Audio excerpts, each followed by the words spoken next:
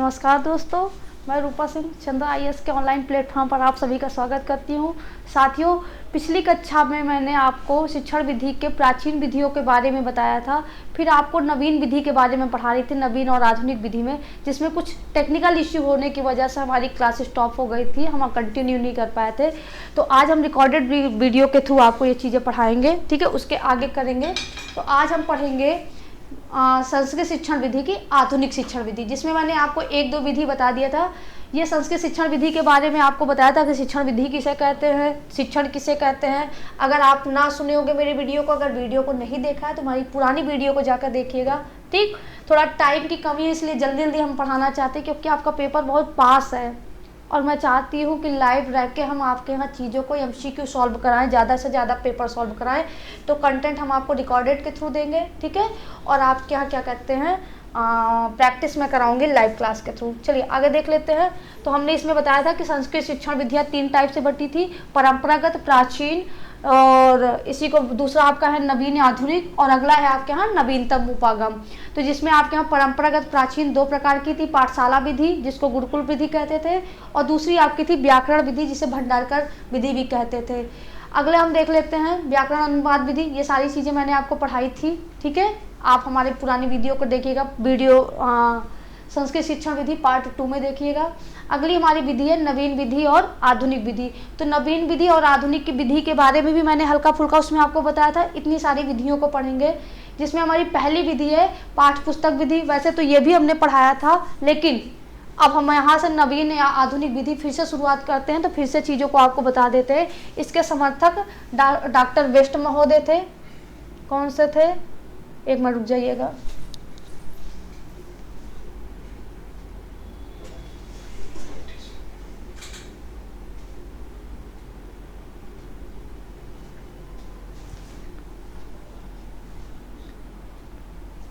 ठीक है,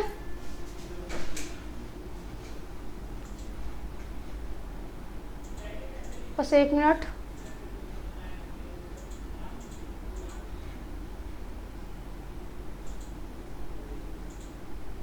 चलिए ऐसा देख लेते हैं नवीन आधुनिक विधि के, इसको क्योंकि पढ़ाया भी है। इसके समर्थक डॉक्टर वेस्ट महोदय हैं। इसका प्रचलन कहाँ से हुआ था, पाठ्य पुस्तक विधि का अंग्रेजों के आगमन के साथ हुआ था, ठीक है। इसमें कक्षा के स्तर के अनुसार विषय वस्तु का वर्गीकृत किया जाता है। भाषा शिक्षण के लोकप्रिय विधि पाठ्य पुस्तक विधि है। इसमें क्रमशः वर्णमाला, छोटे शब्दों, वाक्यों तथा अनुच्छेदों का ज्ञान कराया जाता है। वाचन कौशल पर बल दिया जाता है। इस शैली में संस्कृत की पाठ्य पुस्तक तैयार होती है। तो मैंने आपको बताया था पाठ्य पुस्तक विधि का प्रयोग सबसे पहले किसने किया था, इसके जो समर्थक थे डॉक्टर वेस्ट महोदय थे। अंग्रेजों के समय से प्रचलन में आई थी। पाठ्य पुस्तक का सबसे ज़्यादा प्रचलन कब हुआ था, अंग्रेजों के समय में हुआ था, ठीक। जबकि हमारे वैदिक कालीन शिक्षा में मौखिक शिक्षा पे ज़्यादा बल दिए थे। किस पे दिए थे, मौखिक शिक्षा विधि पे। जबकि अंग्रेजों के आगमन पर पाठ्य पुस्तक विधि का दिया गया था। इसमें क्या कराया जाता था कि जो पाठ्य पुस्तक आपकी तैयार की जाती थी, सरल से कठिन की ओर चीज़ों को बढ़ाया जाता था, स्थूल से सूक्ष्म की ओर बढ़ाया जाता था। इसमें विषय वस्तु में पहले सरल चीज़ें, पहले जैसे वर्ण, शब्द, ये सब सारी चीज़ें पढ़ाई जाती हैं। फिर आपके यहाँ कठिन चीज़ें बताई जाती हैं, जैसे संधि, समास ना। आपने कभी किसी पुस्तक को देखा है जिसमें पहले समास पढ़ा दिया गया हो, संधि पढ़ा दिया गया हो, ऐसा नहीं होता ना। तो पहले चीज़ें आपको सरल पढ़ाई जाती हैं, फिर कठिन पढ़ाई जाती हैं। ये सारी चीज़ें मैंने पढ़ाया भी है। आपके यहाँ पाठ्य पुस्तक विधि के जनक, विधि नहीं, पाठ्य पुस्तक का प्रयोग सबसे पहले किसने किया था, कॉमेनियस महोदय ने। और भारत में सबसे पहले पाठ्य पुस्तक का प्रयोग किसने किया था, रविन्द्रनाथ टैगोर जी ने। अगला देख लेते हैं पाठ्य पुस्तक विधि के द्वारा क्या होता है। इसमें परीक्षा और अभ्यास के कार्य के आधार पर पाठ्य पुस्तक ही होता है, ठीक। जो परीक्षाएं कराई जाती हैं ना, या अभ्यास कार्य कराया जाता है, उसका सहारा कौन सा लिया जाता है, पाठ्य पुस्तक ना। आपके यहाँ कोई पेपर होता है तो आप अपनी पुस्तक ही पढ़ के जाते हो ना, क्योंकि उसी में सारा सिलेबस। पाठ्य पुस्तक का मतलब होता है वह पुस्तक जो पाठ्यक्रम को ध्यान में रख के बनाई जाए। नहीं, आप सोचिए पत्र पत्रिका ये सब भी पुस्तक पाठ्य पुस्तक होती है ना। पाठ्य पुस्तक उसको कहते हैं, ऐसी पुस्तक जो हमारे पाठ्यक्रम को ध्यान में रख के बनाई जाती है, उसी को पाठ्य पुस्तक कहते हैं। तो जाहिर सी बात है, हमारे पाठ्यक्रम को जब ध्यान में रख के बनाई गई है तो इसी के द्वारा अभ्यासकार और परीक्षा भी पाठ्य पुस्तक के ही आधार पर होता है, ठीक। शिक्षण का केंद्र पाठ्य पुस्तक को ही माना गया है। व्याकरण का ज्ञान प्रसंग आने पर ही। और देखिए इसमें क्या कहते हैं कि व्याकरण की अपनी एक अलग बुक होती है, लेकिन अगर कोई पुस्तक व्याकरण की नहीं भी है तो अगर प्रसंग आ जाता है तो उसके अंतर्गत थोड़ी सी चीज़ों को समझा दिया जाता है। इन पाठ्य पुस्तकों का उद्देश्य है कि इन्हें पढ़कर छात्र शिक्षक के सहायता के बिना भी स्वतंत्र रूप से संस्कृत का ज्ञान प्राप्त कर सके। देखिए कभी कभी होता है बच्चा कि आपके पास टाइम नहीं रहता है या आपके फाइनेंशियल कंडीशन वीक है, मान लीजिए ना, आप कहीं पर टेट सुपर टेट की बैच नहीं परचेज कर पा रहे हो। बहुत कम ही संस्थान होते हैं हमारे जैसे कि जो फ्री में क्लासेस प्रोवाइड कराते हैं। तो ऐसी कंडीशन में क्या होता है कि आप पाठ्य पुस्तक का ही सहारा लेके आप चीज़ों को पढ़ते हो कि नहीं। तो ये भी हमारा चीज़ें हैं। आगे देख लेते हैं इसके गुण क्या होते हैं। ये नियमबद्ध और उद्देश्य ये हमारे आते नहीं है तो इसको हम पढ़ाएंगे नहीं। आगे देख लेते हैं दूसरी हमारी विधि है प्रत्यक्ष विधि, जो बहुत इम्पॉर्टेंट विधि है। क्या है? बहुत इम्पॉर्टेंट विधि है।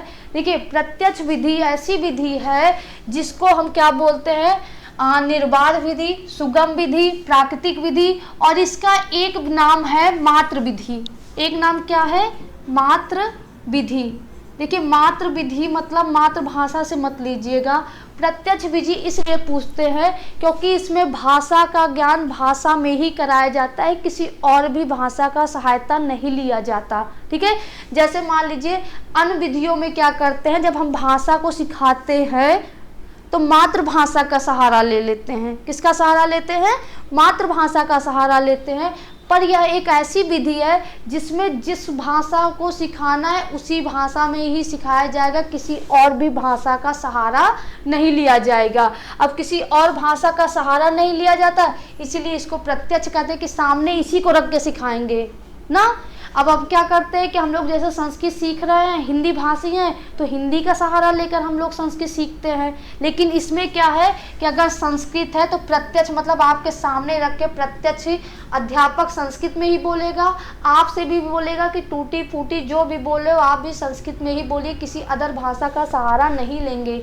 आपके आसपास के लोग भी संस्कृत ही बोलने वाले रहेंगे। ठीक, अब निर्बाध विधि से इसलिए कहते हैं कि इसमें मान लीजिए आपकी चीज़ों का मतलब अनुवाद नहीं करवाया जाता। भाषा की चीज़ें अब भाषा में ही पढ़ा रहे हो तो अनुवाद की कोई ज़रूरत पड़ती नहीं। अनुवाद का मतलब होता है दूसरी भाषा का ज्ञान ना। तो अब हिंदी का सहारा लेके हम संस्कृत करेंगे तो ऐसे में तो अनुवाद करना पड़ जाता है ना। सुगम विधि, सुगम मतलब अब उसी भाषा में समझा रहे तो सरल भी हो जाएगी। मातृ विधि, मातृ विधि इसलिए कहते हैं कि जो भाषा जैसी वैसी ही अपना ली गई है, इसलिए इसको मातृ विधि कहते हैं। प्राकृतिक विधि के नाम से भी जाना है। ये भाषा शिक्षण की श्रेष्ठ विधि है। मैंने कहा ना बहुत अच्छी विधि है। इस विधि में प्रत्यक्ष से अर्थ है कार्य करके दिखाना। प्रत्यक्ष विधि में क्या है कि जो चीज़ है सामने है उससे करिए और करके दिखाइए, किसी और का सहारा मत लीजिए। आगे देखिए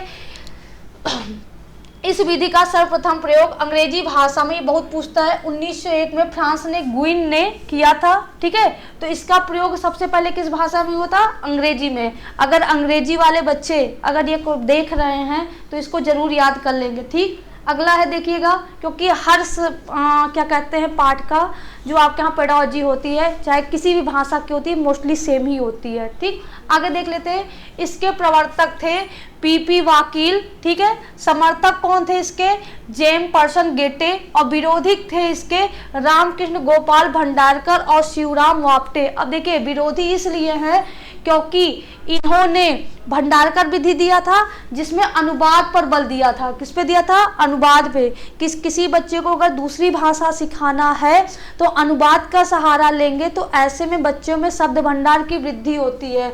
और शिवराम वाप्टे भंडारकर विधि के ही समर्थक थे। तो जाहिर सी बात है इसमें किसी अन्य भाषा का सहारा नहीं लिया गया तो ये इनको ये बातें भाई अच्छी तो लगेगी नहीं ना। मतलब होता नहीं, अगर किसी के विपक्ष में जाके वो चीज़ें आप करेंगे तो चीज़ें गलत हो जाएंगी ना। तो ये दोनों आपके यहाँ भंडारकर विधि और प्रत्यक्ष विधि एक दूसरे से जस्ट अपोजिट विधि है। इसमें दूसरे भाषा का सहारा मतलब अंग्रेजी का सहारा लेकर संस्कृत सिखाया जाता था, जबकि इसमें जो भाषा है उसी भाषा में चीज़ों को सिखाई जाती है। भारत में सबसे पहले Alfred stone high school Bombay में प्रोफेसर बीपी वाकील संस्कृत शिक्षण में, ठीक है अब गौर से सुनिएगा, बीपी वाकील ने संस्कृत शिक्षण में 1951 में इस विधि का प्रयोग किया था। सबसे पहले किसने किया था? बीपी वाकील ने संस्कृत में। भारत की बात हो रही है, और जबकि ये विधि सबसे पहले कहाँ हुई थी? अंग्रेजी में प्रयुक्त हुई थी। ठीक, इस विधि को वाल्टर पमफील्ड के मदर मेथड के नाम पर आधारित है। ये क्या था, वाइफल के ये नाम इसको दे दिया गया है, मदर मेथड। अगला क्या है, प्रत्यक्ष विधि के बारे में देख लेते हैं। इस विधि में बालक को बिना व्याकरण के नियमों का, ना देखिए, बालक के बिना व्याकरण के नियमों को सिखाया जाता है, इसीलिए इसको सुगम विधि भी कहते हैं। व्याकरण जब आप पढ़ते हो तो आपको चीज़ें कठिन लगती हैं कि नहीं लगती हैं? तो जब व्याकरण आपको पढ़ाई जाती है, चीज़ें आपको कठिन लगती हैं, तो वहाँ पर वो विधि सुगम नहीं हो पाती है। तो इसमें व्याकरण को पढ़ाया ही नहीं जाता, व्याकरण का नियम लिया ही नहीं जाता, इसीलिए इसका नाम क्या रख दिया जाता है, सुगम विधि। ठीक है। व्याकरण का ज्ञान कराए बिना भाषा सिखाई जाती है। भाषा के माध्यम से, देखो मैंने कहा ना, भाषा के माध्यम से ही भाषा सिखाई जाती है। जो भाषा है आसपास के बोलने वाले लोग, सब लोग उसी भाषा में बोलते हैं, तो चीज़ों को आप अच्छे से सीख लेते हो। ठीक, आगे देखिएगा। इस विधि में बालक मातृभाषा, ये देखिए, मातृभाषा को बिना मध्यस्थ बनाए अन्य भाषा सीख लेता है। तो क्वेश्चन यही पूछ लेता है, ऐसी कौन सी विधि है जिसमें मातृभाषा का सहारा नहीं लिया जाता? जबकि हर विधि में मातृभाषा का सहारा लिया ही लिया जाता है मोस्टली। ठीक। प्रत्यक्ष विधि में दृश्य शब्द सामग्री का प्रयोग किया जाता है। जाहिर सी बात है, किसी विधि को अगर इसमें क्या कहता है, अगर भाषा को भाषा में ही दे रहे हो तो बच्चा कहीं ना कहीं बोर होने लगता है। तो ऐसी कंडीशन में हम क्या करते हैं, दृश्य शब्द सामग्रियों का यूज करके क्या करते हैं, चीज़ों को रुचिकर बनाते हैं। आपके यहाँ रुचि का सिद्धांत पढ़ाई हूँ ना, अगर चीज़ें ना समझ में आएगा तो हमारी प्लेलिस्ट ओपन करिएगा, उसमें सारी चीज़ें बहुत अच्छे से मैं बताई हूँ। आगे चलिए देख लेते हैं। यह विधि मौखिक अभ्यास विधि पर जोर देती है। किस पे देती है, मौखिक अभ्यास विधि। मौखिक अभ्यास विधि के लिए इसलिए दी क्योंकि भाई इसमें व्याकरण आपको सिखाए नहीं जा रहे हैं ना, अनुवाद कराया नहीं जा रहा है, तो जाहिर सी बात है मौखिक चीज़ों पर विश्व ज़्यादा से ज़्यादा बल देगा कि आसपास के लोग आपके यहाँ जो भाषा आप सीखने हैं उसी भाषा में बोले, अध्यापक भी उसी भाषा में बोले। जब माहौल वैसे ही रहेगा तभी तो आप सीखोगे उस भाषा को। अगर आपको पंजाबी सिखाना है तो जाहिर सी बात है आपको पंजाब भेज दिया जाए। अब यूपी में रहकर तो आप पंजाबी अच्छे से नहीं सीख पाओगे ना, तब तो आपको किसी दूसरी भाषा की सहारा लेनी पड़ेगी। तो ऐसे आपका माहौल बनाया जाए कि आप उसी भाषा को उसी भाषा में सीख लीजिए। ठीक है, आगे देख लेते हैं।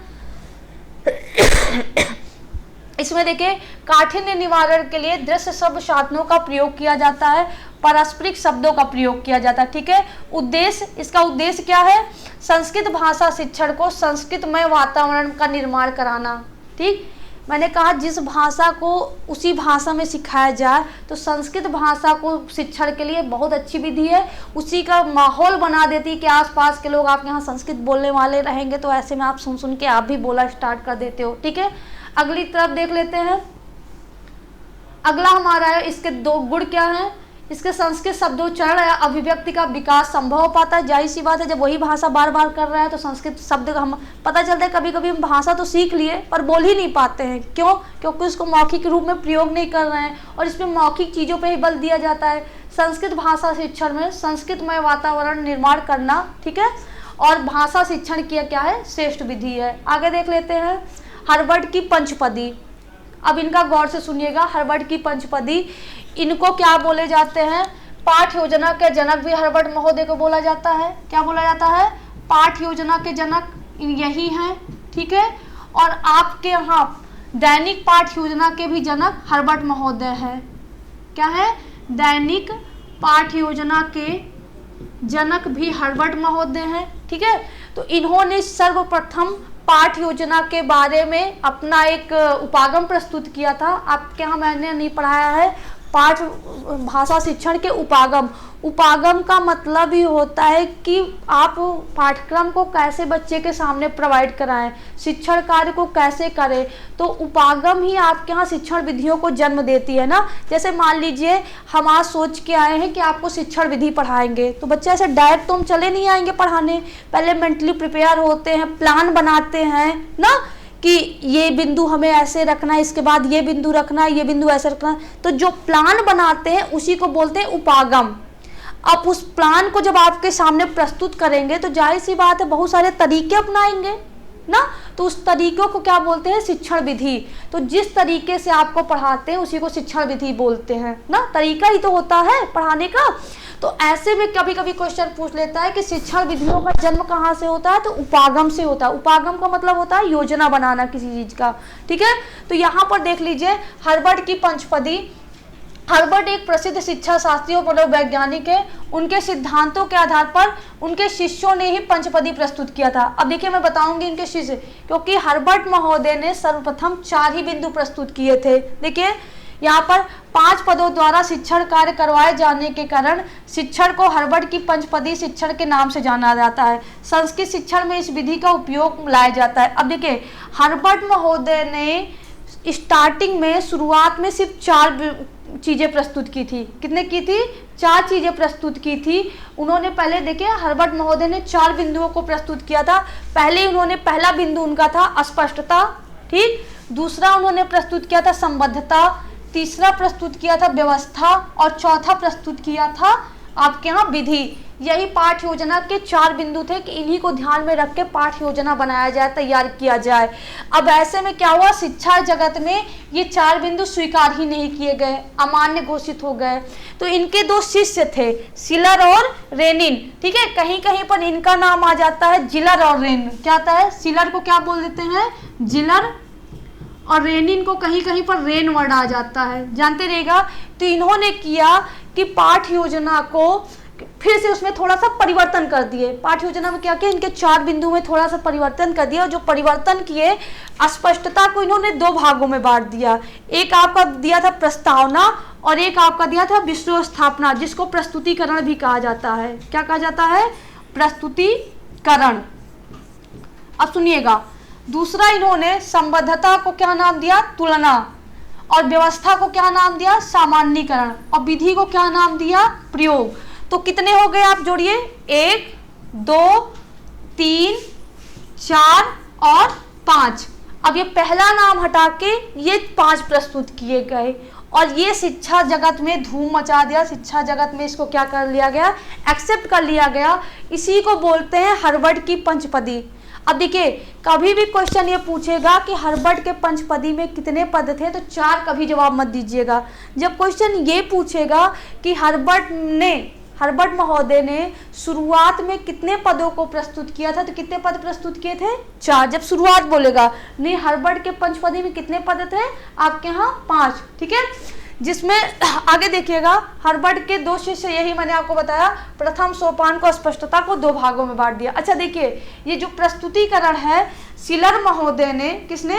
शिलर महोदय ने इसको प्रस्तुत किया था शिक्षा जगत में कि विषय स्थापना को प्रस्तुतिकरण में दे दिया, पर यह नाम अस्वीकार कर दिया गया था, ठीक है। तो यही आपके 5 थे। और हर्बर्ट की पंचपदी बाद में मूल्यांकन विधि का रूप ले ली थी। कौन सा ले ली थी? मूल्यांकन विधि का विकसित रूप है ये। मूल्यांकन विधि का क्या है? ये विकसित रूप है, ठीक है। आगे चलिए देख लेते हैं। अगली हमारी विधि है विश्लेषण विधि, ठीक है। अगली विधि क्या है? विश्लेषण विधि है। कहीं आपको ऐसा नहीं लग रहा मैम आज बहुत जल्दी फास्ट पढ़ा रही है? मैं इसलिए पढ़ा रही हूँ बच्चा कि आपके पास टाइम कम है, चीज़ों को जल्दी जल्दी बता देते हैं और इससे MCQ करा रहे हैं तो आप लोगों का बहुत गलत हो रहा है ना। तो आप चीज़ों को अच्छे से पहले समझिए। जब आपका कॉन्सेप्ट क्लियर रहता है तभी आप अच्छे से सॉल्व कर पाते हो ना। आप कितनी भी मैराथन क्लासेस ले लीजिए, अगर जल्दी जल्दी बताएंगे तो भूल जाते हैं। जब हमारा कॉन्सेप्ट क्लियर रहता है तो चाहे जितना घुमा के पूछे हम सही जवाब दे लेते हैं, ठीक है। तो अगली हमारी विधि है नवीन और आधुनिक विधि में विश्लेषण विधि। क्या है? विश्लेषण विधि। अब विश्लेषण का मतलब समझ लीजिए, विश्लेषण का मतलब होता है किसी चीज पर व्याख्या देना। और मैंने आपको एक बताया था विधि विश्लेषण से संश्लेषण की ओर ना। तो इसमें क्या किया जाता है, किसी घटना के बारे में पूर्ण जानकारी दे दी जाती है। मतलब घटना के बारे में पूर्ण जानकारी दे, फिर उसके एक एक पार्ट के बारे में जानकारी दे दी जाती है ना। कि मान लीजिए बाढ़ कोई आता तो ये बाढ़ क्यों आई, कैसे आई ना, एक एक बार, फिर बाद में इसको सारांश के रूप में प्रस्तुत कर दिया जाता है। तो यह हमारे देखिए पूर्ण से अंश के सूत्र पर आधारित है। पूर्ण से अंश मतलब पहले पूरे घटना की पूर्ण जानकारी दे रहे हो, फिर अंश की ओर मतलब उसके एक एक पार्ट के बारे में जानकारी दे रहे हो। तो यह सूत्र हमारे पूर्ण से अंश के शिक्षण सूत्र पर आधारित है। अर्थात विधि नवीन शिक्षण विधि पूर्ण से अंश की ओर सूत्र पर आधारित है। इसमें शिक्षक पहले संपूर्ण पाठ के विषय वस्तु को एक साथ संक्षेप में प्रस्तुत करता है, मैंने कहा ना। फिर तत्पश्चात पाठ के विभिन्न अंशों का शिक्षण करवाता है। मैंने कहा ना कि किसी घटना के बारे में पहले विधिवत जानकारी दे दी जाती है। जब विधिवत जानकारी देने के बाद उसके एक एक पार्ट के बारे में जानकारी दी जाती है। आगे चलिए देख लेते हैं। संस्कृत शिक्षण में विशेषता व्याकरण एवं कथा करते समय इस विधि का प्रयोग किया जाता है ना। व्याकरण में जैसे मान लीजिए मुझे पढ़ाना है आपके यहाँ संधि, क्या पढ़ाना है? संधि। तो हम सबसे पहले आपको पूर्णता ही जवाब दे देते हैं। क्या दे देते हैं? पूर्णता समझाते हैं। जैसे आपको सूत्र दे दिया, मुझे पढ़ानी है दीर्घ संधि। क्या पढ़ानी है? दीर्घ संधि। तो ऐसे में हम पहले बता देते हैं, सूत्र ही बता देते हैं। अकः सवर्णे दीर्घा। अब देखिए पहले पूर्णता बता दिया ना कि अक प्रत्याहार के वर्ण के बाद, मतलब आ ई उ री ली के बाद अगर आ ई उ री ली आता है तो ये आ का दीर्घ रूप मान होगा आ हो जाएगा, ई का दीर्घ रूप ई हो जाएगा। ये देखिए पहले पूरा बता देते हैं, ये सूत्र के द्वारा पूरा बता देते हैं ना, फिर उसके एक एक अंश को बता दे पहले, फिर अर्क प्रत्याहार के बारे में बताएंगे, फिर सवर्णी किसे कहते हैं ये बताते हैं, फिर कैसे दीर्घ का आदेश होता है ये बताते हैं। समझ में आ गई बात बच्चा? आगे देखिए लाभ इससे क्या होता है, एक साथ संक्षेप में विषय वस्तु प्रस्तुत करने में शिक्षण रुचिकर हो जाता है और छात्र को सीखने के लिए अभिप्रेरित होते हैं। ठीक, ऐसे में क्या होता है कि आपको पता चल जाता है अच्छा आका सवर्ण दीर्घा, अब हमें यही पढ़ना है, तो आपके सामने समस्त घटना आ जाती है, फिर उसके आप एक एक पार्ट में इंटरेस्ट लेते हो। और अगर मैं एक एक पार्ट को बताऊंगी फिर घटना के बारे में बताऊंगी तब तो बहुत देर हो जाएगी ना। आगे चलिए देख लेते हैं। अगली हमारी विधि है संरचना विधि। अगली विधि कौन सी हमारी? संरचना विधि है। इसमें देख लेते हैं क्या होता है। इसमें क्या होता है, वाक्य संरचना। देखो संरचना मतलब किसी चीज को बनाना। अब भाषा में किसी चीज को बनाओगे, या तो शब्द को बनाओगे या तो फिर वाक्य बनाना सीखोगे, तो इसमें वाक्य रचना पर बल दिया जाता है। किस पे दिया जाता है? वाक्य रचना पर बल दिया जाता है। देख लेते हैं, वाक्य स्वरूप या वाक्य की संरचना पर बल देकर शिक्षा कार्य करवाया जाता है। वाक्य रचना के दौरान व्याकरणात्मक ज्ञान भी दिया जाता है, साथ ही शब्दकोश का भी ज्ञान कराया जाता है। जब आप वाक्य रचना पर बल दिया जाता है तो उसमें आए हुए व्याकरण, कहाँ पर विराम लगाना है, कहाँ पर विराम नहीं लगाना है, कहाँ पर हलंत लगाना है, ये सारी चीज़ों को भाई नहीं आप पता है, विराम ही नहीं लगाए। यहाँ पर राम घट जाता है, फुल विराम होना चाहिए, आप विराम लगाए बिना ही आगे चले जाते हो तो सारे वाक्य आपस में मिल जाते हैं ना, तो गड़बड़ हो जाएगा। और शब्दकोश का भी ज्ञान कराया जाता है। शब्दकोश का ज्ञान नहीं रहेगा तो मान लीजिए आप सूर्य शब्द का कई जगह प्रयोग कर रहे हो, तो सूर्य यहाँ पहली भी लाइन में प्रयोग कर दिए, दूसरी भी लाइन में, तीसरी लाइन में, तो ऐसे में लाइन में अटपटी लगती है। एक जगह आप रवि कर दीजिए, एक जगह सूर्य कर दीजिए, एक जगह भानु कर दीजिए ना, तो बच्चा उसकी तरफ खींचेगा। आगे देख लीजिएगा, जैसे वाक्य का कराते वक्त वो क्या करा, जैसे कर्ता पद आपको, अब देखिए आपको सिखाया जाता है राम घर जाता है। ऐसे में आप बच्चे को सिखाते हो कि जो राम है इसे कर्ता बोलते हैं, जो सारे काम को करे, जो कार्य को करे या पूरे वाक्य का फल जिस पर पड़े उसी को कर्ता बोलते हैं। कर्ता जिस कार्य को करने की इच्छा करता है उसी को कर्म बोलते हैं। क्या बोलते हैं? कर्म बोलते हैं। और जो आपके धातु पद होते हैं, क्रियापद होते हैं, इन्हीं को क्रिया बोलते हैं। ठीक है, तो आप इसके अंतर्गत विभिन्न ज्ञान भी करा देते हो, कर्ता, कर्म, अव्यय, उपसर्ग, निपात आदि की चीजें करा देते हैं। इस विधि का प्रयोग प्रत्यक्ष विधि को सफल बनाने के लिए होता है। अब देखिएगा इसका प्रयोग किसमें किया जाता है? प्रत्यक्ष विधि में भी किया जाता है, इस विधि का सहारा लिया जाता है। आगे चलिए देख लेते हैं। अगली हमारी विधि है समवाय की विधि या समन्वय विधि। एक चीज बच्चा याद रखिएगा, चाहे कोई भी विधि आए, अगर समन्वय का विधि या समवाय की विधि आ जाती है, समवाय का सिद्धांत आ जाता है, समवाय का सूत्र आ जाता है, समझ लीजिए वही हमारा बेस्ट है। ठीक, समवाय का मतलब समझ लीजिए, समवाय का मतलब होता है समस्त शिक्षण विधियों के सकारात्मक पक्ष, गुण लेके, दोष को नहीं लेके, समस्त शिक्षण विधियों के सकारात्मक पक्ष को जब एक साथ मिला के टीचिंग की जाती है उसी को क्या बोलते हैं आपके यहाँ? समवाय की विधि कहते हैं। चलिए इसका नाम देख लेते हैं। समवाय विधि को संयुक्त विधि के नाम से जानते हैं, समवाय विधि के नाम से जानते हैं, समन्वय विधि के नाम से जानते हैं और समाहार विधि के नाम से जानते हैं। आगे देख लेते हैं वोकिल की नवीन विधि। अब देखिए यहाँ पर कई सारी विधि, वोकिल ने कौन दिया था? नवीन विधि।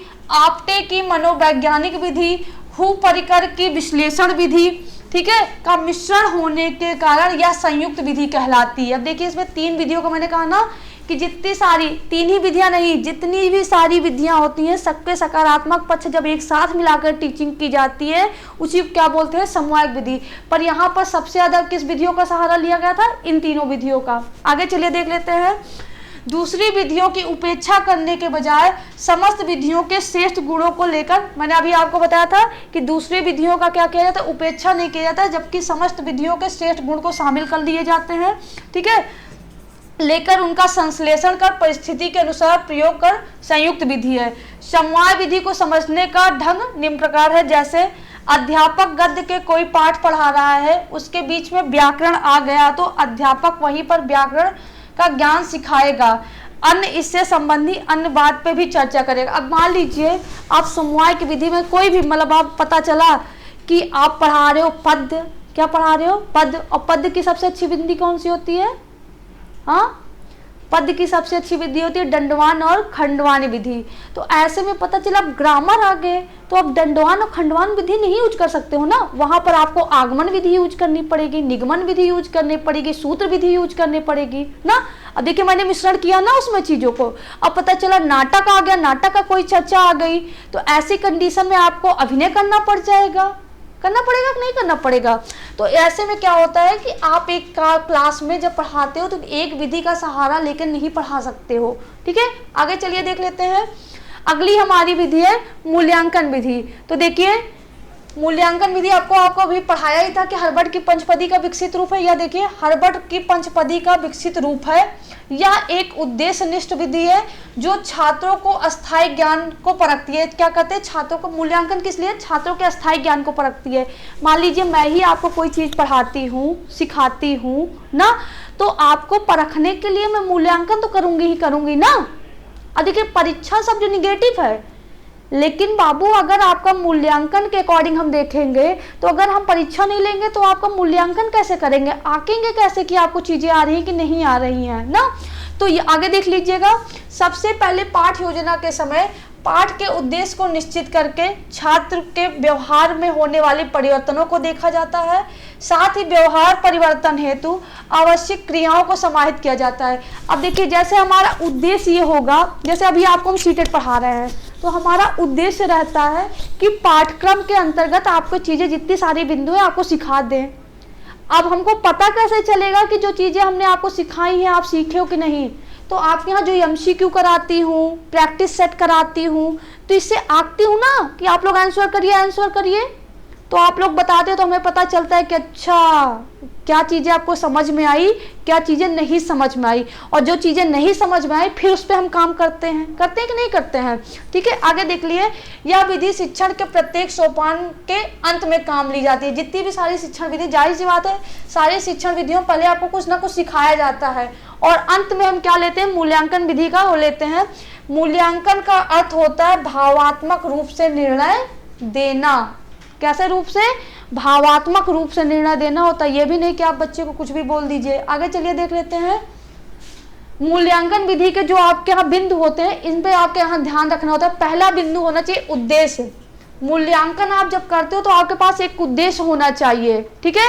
उद्देश्य के बाद क्या होता है, पाठ बिंदु, कि आपके किन किन बिंदुओं पर आपको क्या करना है, मूल्यांकन करना है। फिर छात्र के कार्य देखना जाता है, फिर व्यवहार रूप ये देखा जाता है कि बच्चा जितना आपने सिखाया कहाँ तक सीखा, ठीक है, मतलब आपके व्यवहार रूप बच्चे को देख लेते हैं क्या है। फिर उस पर शिक्षण कार्य, मतलब बच्चे को सिखाते हैं और सिखाने के बाद फिर हम क्या करते हैं, मूल्यांकन करते हैं। सबसे पहले हमारे पास एक उद्देश्य होता है, उस उद्देश्य की पूर्ति के लिए हम कुछ पाठ बिंदु तैयार करते हैं। फिर देखते हैं बच्चे किस किस कार्य में इंटरेस्ट ले रहे हैं। फिर उनके व्यवहार में परिवर्तन करने के लिए हमें क्या करना पड़ेगा। जब ये डिसाइड हो जाएगा तो उस पर हम क्या करेंगे, पढ़ाएंगे, और पढ़ाने के बाद फिर मूल्यांकन करेंगे कि बच्चे के व्यवहार में कितना परिवर्तन हुआ, बच्चे ने कितना सीखा, ठीक है। यही इसका वो है। यह एक मनोवैज्ञानिक विधि है क्योंकि मूल्यांकन साथ साथ चलता रहता है। ये कैसी विधि है, मनोवैज्ञानिक विधि है, पर आती किसमें है, प्राचीन विधि में आती, वो सॉरी आधुनिक विधि में आती है, ठीक है। अगली हमारी विधि है, बस हमारी सारी शिक्षण विधियां आपके यहाँ नवीन आधुनिक विधि हमारी यही 7 तक ही हैं। तो आज के लिए बस इतना ही हम रखेंगे। इसके बाद हम कल आपको ना रिकॉर्डेड वीडियो के थ्रू ही नवीन शिक्षण विधियां पढ़ाएंगे। क्या पढ़ाएंगे? नवीन शिक्षण विधियां। तो आई होप आपको समझ में आ गया होगा। अगर नहीं समझ में आया तो आप हमारी प्राचीन विधि को जाके गौर से देखिएगा। प्राचीन विधि के बाद आधुनिक विधि में पढ़ाई हूँ। इसके बाद आपको मनोवैज्ञानिक विधियां पढ़ाऊंगी जो नवीन उपागम के अंतर्गत आते हैं। तो आज के लिए बस इतना ही। जय हिंद, जय भारत। और वीडियो को प्लीज़ लाइक करिएगा, ठीक है, क्योंकि मैं आपके लिए इतना मेहनत कर रही हूँ कि टाइम कम होने के बावजूद भी MCQ भी करा रही हूँ और कोशिश कर रही हूँ कि आपका कॉन्सेप्ट भी क्लियर रहे। तो आपको एक एक चैप्टर भी प्रोवाइड करा रही हूँ। तो बस आज के लिए इतना ही। Thank you so much.